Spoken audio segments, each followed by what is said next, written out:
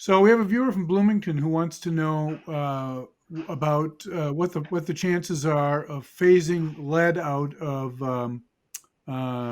hunting and fishing. Now that's a very specific kind of question, which we'll try to answer. But I think also this is a good time to talk a little bit about what action, if any, in the remaining 3 weeks we're likely to see on uh, DNR kinds of issues.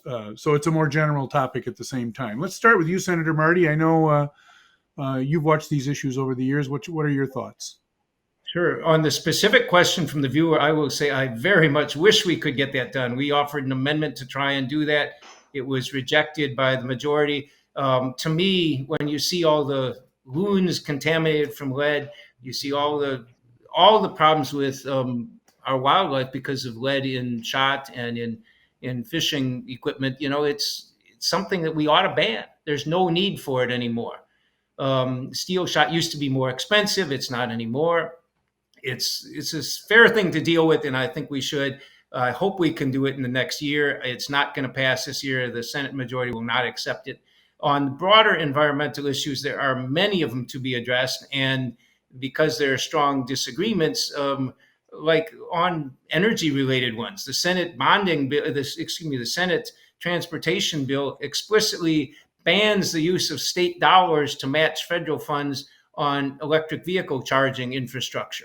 That's one that I think there's $68 million that Minnesota could get that's set aside for Minnesota. And the Senate majority is saying no.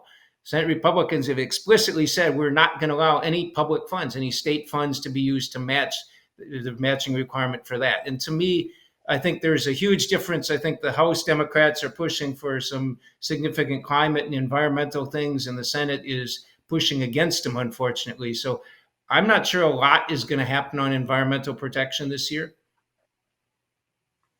Representative Garofalo, your thoughts, the hunting and fishing issue, and more generally DNR legislation.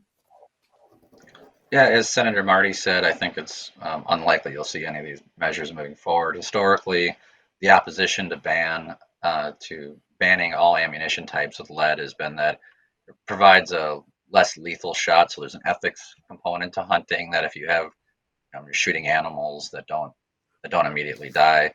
Second of all, we have a supply chain issue right now with supplying ammunition. This would make it even worse. So there's been long bipartisan opposition to doing that. And I don't see that changing this year. In terms of the environmental issues, I think something to keep an eye on is that the Environment Natural Resources Trust Fund, the constitutional dedication expires in 2025. A lot of people have been sleeping at the switch and kind of just woke up and figured out that if they want that extended, they're going to have to do something.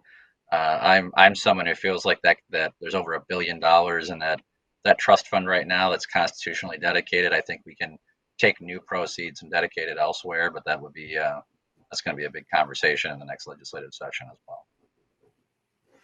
well. Representative Kotyza-Witthuhn, your thoughts?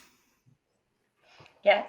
So in our House Environment Bill, we have a lot that we're doing a lot toward lead, toward that end, and trying to make sure that certain parts of land for hunting and fishing don't see an increase or kind of continued usage of lead bait or bullets. Fishing tape.